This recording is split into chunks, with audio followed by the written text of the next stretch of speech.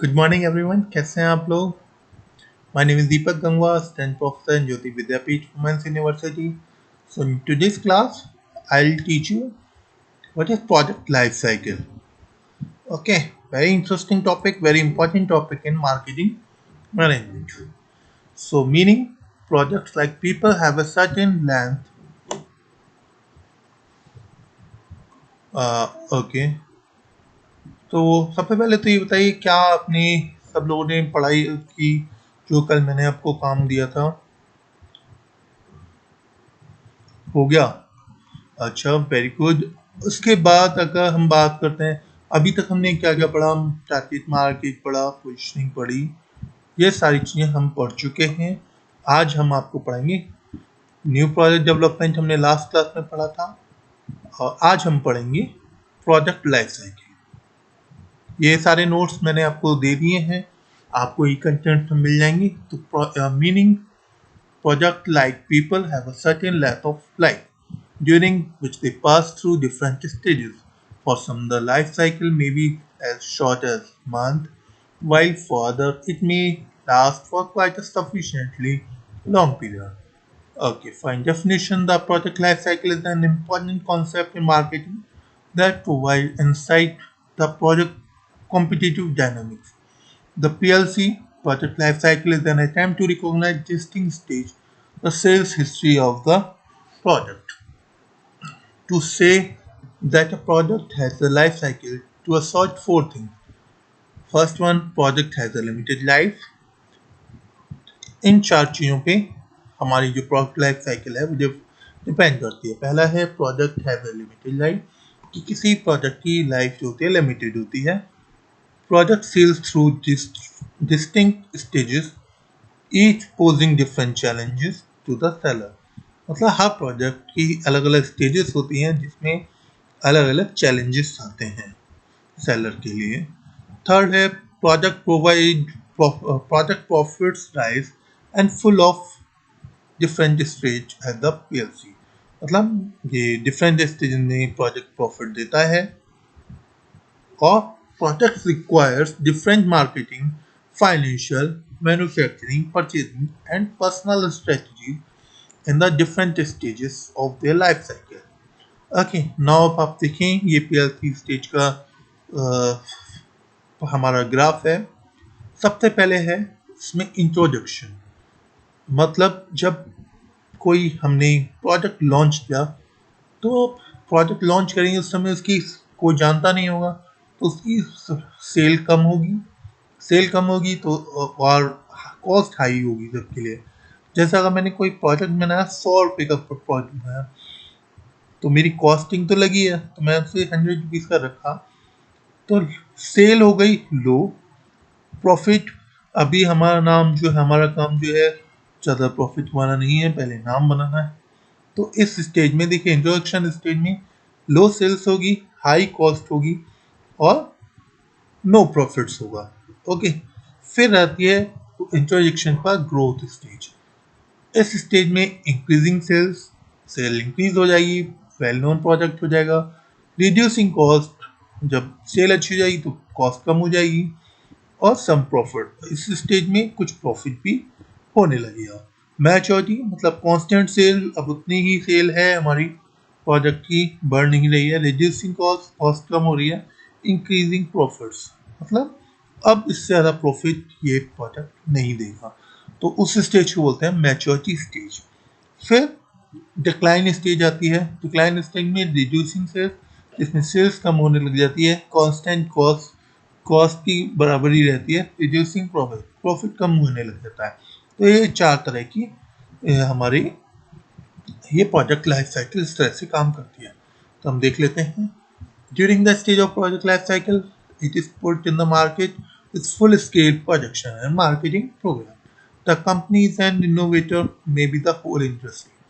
The entire product may be new, or the basic product may be well known, but a new feature or accessory in the introduction stage.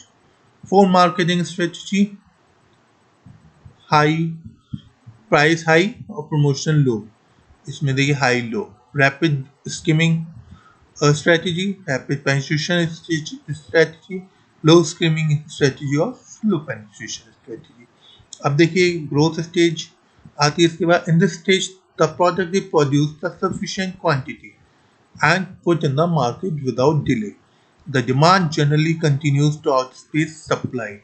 The sales and profit curves rise, often a rapid rate. Competitors enter in the market in large number if the profit outlook appears to be very attractive.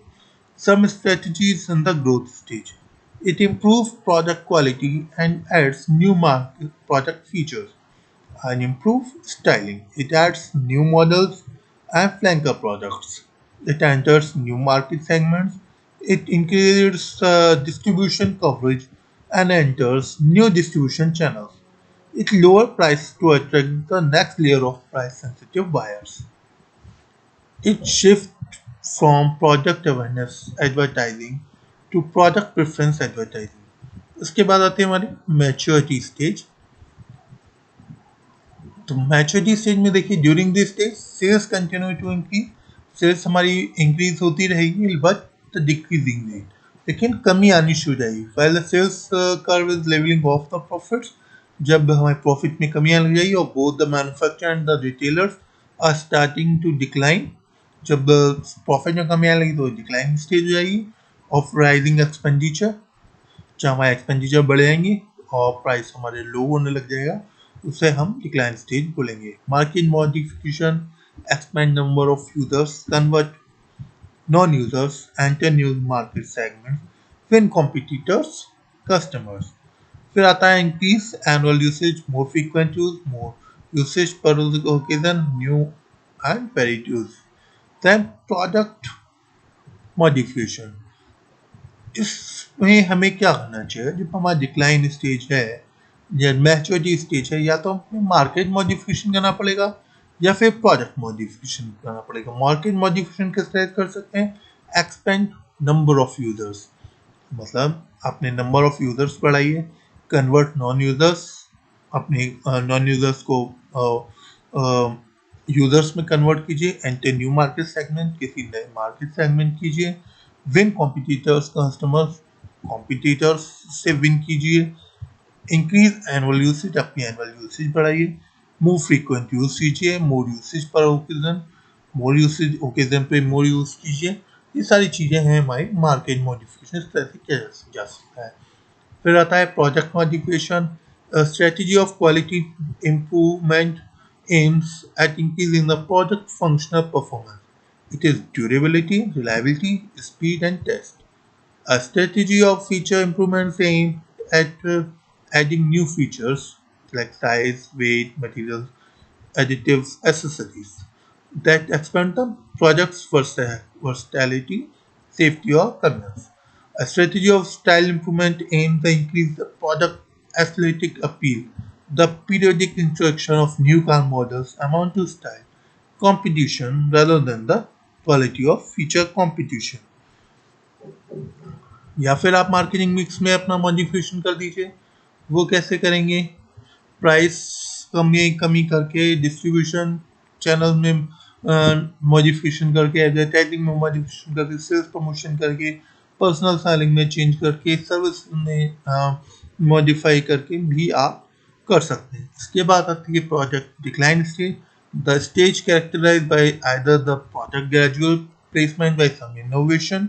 देखिए decline stage वो stage होती है जहाँ पे आपका loss होना शुरू हो जाता है. प्रोडक्ट जितनी आमदनी इनकम होनी थी वो हो चुकी होती है. तो अब देखिए इस स्टेज में क्या करना चाहिए? Continuation strategy, increasing the firm investment to dominate the market or strengthen the competitive position, maintaining the firm's investment level until the uncertainties about the industry are resolved. Then concentration strategy, decreasing the firm investment selectively by dropping unprofitable customer group while simultaneously strengthening the firm's investment in lucrative niche. The harvesting strategy, divesting the business quickly to disposing its assets as advantageously as possible, and the drop strategy, When a company decides to drop the product, it faces further decisions if the product has strong distribution and residual goodwill. The company can probably sell it another firm. If the company can't find any buyers, it must decide whether to liquidate the brand quickly or slowly. It must also decide on how much parts, inventory, and service to maintain for past customers. So I hope you have understood all these things and you enjoyed this session. If you have any query, you can please ask me and uh, in live session, and you can ask in comment box also. Thank you very much.